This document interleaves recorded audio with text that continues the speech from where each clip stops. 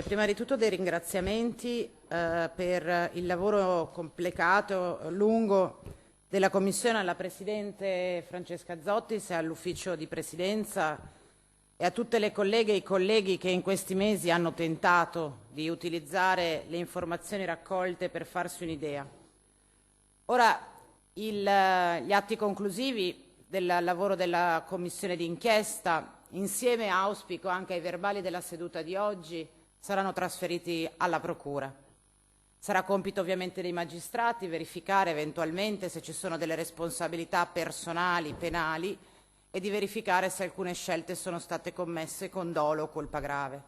Capirete bene che stiamo affrontando una discussione su una dimensione completamente diversa e devo dire che dispiace il fatto che in quest'Aula non siano ammessi punti di vista, opinioni, considerazioni non in linea con un'interpretazione. Io invece penso che il lavoro che abbiamo fatto, che abbiamo proposto, sia un lavoro doveroso, che dovevamo alle tante persone che sono morte in quei drammatici mesi,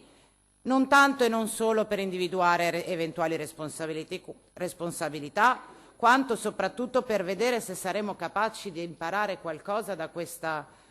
vicenda, proprio perché non pensiamo, a differenza di quanto emerso dalla discussione e dalle parole di alcuni consiglieri di maggioranza, che quanto sia accaduto in questa regione in quei mesi sia semplicemente derubricabile a normale straordinarietà della pandemia.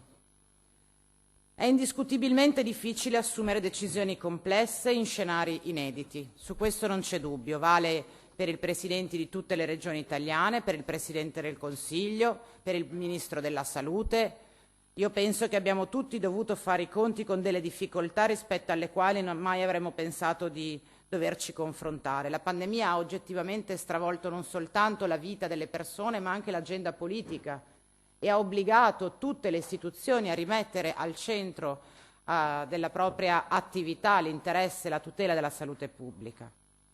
Ora, però, la complessità delle decisioni credo non possa consentirci di far passare come normale la volontà di sottrarsi a questo tipo di confronto. Non è mai avvenuto in questo Consiglio regionale, se non oggi, che tra di noi ci confrontassimo rispetto alla lettura di fatti che sono accaduti e che hanno riguardato direttamente o indirettamente la vita di tutti noi.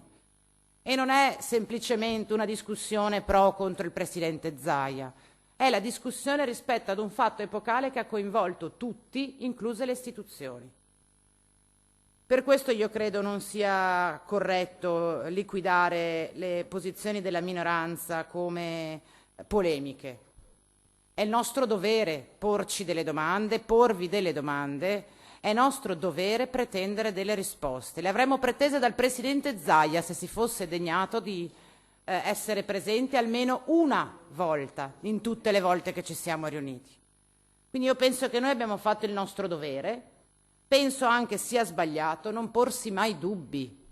non chiedersi mai se davvero forse qualcosa, se avessimo ascoltato un po' di più, se fossimo stati meno concentrati sull'autodifesa e di più sull'ascolto, se magari le cose avrebbero potuto andare anche diversamente anche in questa regione. Perché nessuno di noi, vi assicuro, è contento di poter attaccare Zaia rinfacciandogli gli 8.000 morti, tantomeno le minoranze, per quanto ciniche possiamo essere, non possiamo arrivare a tanto.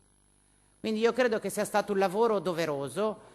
auspico anche che lo sforzo che abbiamo fatto con i mezzi che avevamo, perché ovviamente tutti i tecnici a disposizione delle minoranze, a differenza di quanto avvenuto con la relazione di maggioranza, non li avevamo. A proposito di disparità di forze in campo e della difficoltà di approfondire sempre, l'abbiamo avuto in una commissione d'inchiesta questa difficoltà, immaginatevi la fatica del lavoro del consigliere dell'opposizione, ma cos'altro non dobbiamo fare se non svolgere la nostra funzione di vigilanza e di controllo e di ragionare sulle questioni e di chiedervi di farlo insieme a voi. Io non credo che da questo punto di vista la Commissione abbia ottenuto l'obiettivo che si era prefissato, e cioè provare ad avere una lettura condivisa. Tant'è che è un unicum il fatto che vengano depositate due relazioni che sostanzialmente dicono cose profondamente diverse. Ora io non so se sia tutta responsabilità della minoranza, se fossi la maggioranza mi porrei il dubbio di come mai c'è una parte di questa regione, seppur minoritaria, che vorrebbe avere qualche risposta in più rispetto a quella fase. E guardate, vi chiederei davvero la cortesia di fare lo sforzo e di pensare che queste argomentazioni, queste preoccupazioni, questi dubbi, queste domande non se le sono poste solo i 10 consiglieri di minoranza. C'è un pezzo di questa regione là fuori che attende e che vuole capire quanto quello che è accaduto ci possa anche essere utile per il futuro. Ecco, io penso che noi abbiamo fatto il nostro dovere e nel ribadire i contenuti che abbiamo provato ad esporre nella relazione di minoranza e ovviamente rinforzando i ringraziamenti per chi ha partecipato a questi lavori, confidiamo che questa discussione non termini qui, ma sia propedeutica a una nuova modalità di confronto che ci consenta ad entrambi di essere un po' meno partigiani e di lavorare un po' di più tutti insieme per il benessere dei cittadini di questa regione.